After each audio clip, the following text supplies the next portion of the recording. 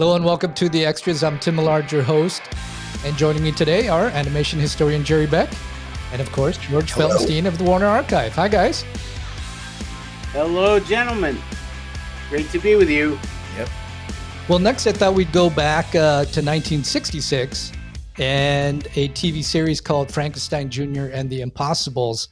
And you released the complete animated series here just recently. And I know this series has a lot of fans because there was a lot of talk on social media, I think, when this was announced. So people are starting to get it. I watched it. It looks fantastic. It's so much fun. And a lot of people who grew up with it, I know, are going to really enjoy collecting it. But I think there's also younger fans these days, too, who really enjoy it. What can you tell us about the origins of this one, Jerry?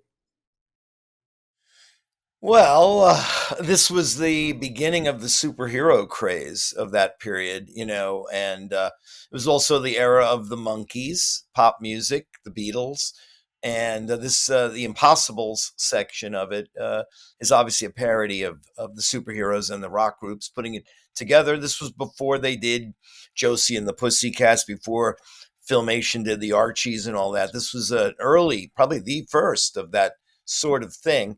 Again, Hanna-Barbera trying to be on trend. One of the earliest of their Saturday morning cartoons, wasn't the first or second even, but it's definitely an early one there in 1966. The Frankenstein Jr., I think that was supposed to be, in fact, I think the show is Frankenstein Jr. and the Impossibles is supposed to be the lead, but if you watch the show, it's the Impossibles have the open and closed cartoon and Frankenstein's in the middle. And Frankenstein Jr. is just the usual, a take on the superheroes combined with the always popular monster horror, craze, which, started in the earlier 60s, late 50s with Chiller Theater and things like that. And that was a big, famous Monsters of Filmland. Monsters were big. The idea of turning it into a robot actually is either equivalent or right on the same time as what was going on in Japan. Things that weren't even happening in the United States yet. We weren't aware of it, but shows like Gigantor, these giant robots that these shows that were coming up being made that were early anime. This was sort of in that same vein, but I don't think they knew about that when they did it. They're very... I think they're a lot of fun. I love looking at these shows visually. I think the design is that primo Hanna-Barbera mid-60s ink line, just beautiful looking, fun. They're done in that kind of Batman show way where if you're a little older, they're funny. If you're younger, you can take them seriously. They work both ways. Frankenstein. I can go on and on. By the way, unless you stop me, but I mean Frankenstein Jr. is what's his name? Ted Cassidy from Lurch from the Addams Family is his voice. Dick Beals, also known as Speedy Alka-Seltzer on the old commercials. He's Buzz the boy, the little boy. And Davy on Davy and Goliath. Oh, that's right. That's right. And Davy.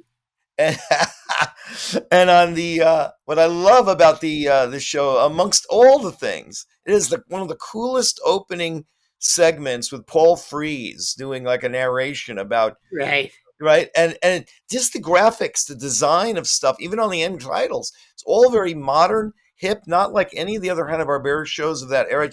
It's very smart and of the period. Paul Frees is a Fluid Man, one of the Impossibles. Don Messick is Multi-Man, a character turns into many. And Coil Man, this little tubby little fellow with a coil body who bounces around. That's Hal Smith, who also is from Mayberry. Otis and Davy and Goliath. That's right. Oh yeah, Otis the drunk on Andy Griffith. But it's a wonderful cast. It's fun. It was aimed at the Saturday morning crowd, but boy, to me, it's very sophisticated in the way they did it, and I love these shows. These are absolute favorites of mine. And for those who care, there are little bridges and bumpers in between the cartoons as it was broadcast on network television when it was a Saturday morning new program. And those pieces have not been seen really since. We released this as a Warner Archive DVD set, I think in 2011, and they were from old Shelfmaster tapes. They did not look very good, but people were just glad to be able to see the show in a legitimate release. But here we've scanned the camera negatives that are all 35 millimeter at 4K, and they've been given a Class A treatment. So they look and sound terrific, and they're built for Blu-ray. Yeah. Yeah, and I enjoyed the whole rock stars who are superheroes conceit, and or in other shows they're spies or whatever. But that whole conceit of the '60s and '70s, I just think is so funny. And Yeah, Yeah. there's a bit of a James Bond vibe in there, along with superheroes and Yeah. the Yeah. music. It's I a like very it. unique cartoon series. Yeah, it's that comic book aesthetic of that period. There's no backstory. We don't get the origin. They're playing their music. They get a call from the chief. They jump into action.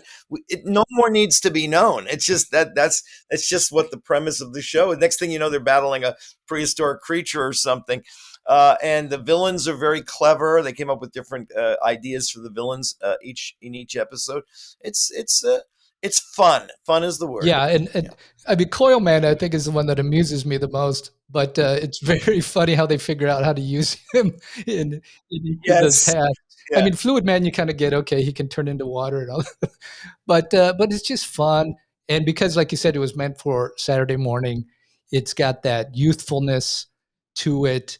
You go with it, and you just enjoy the laughs and everything. I I like the fact that when you get these series on Blu-ray, George, you feel like you're getting a bit of like well, you are obviously you're getting a bit of animation and comic book history that has exploded in the last 20 years.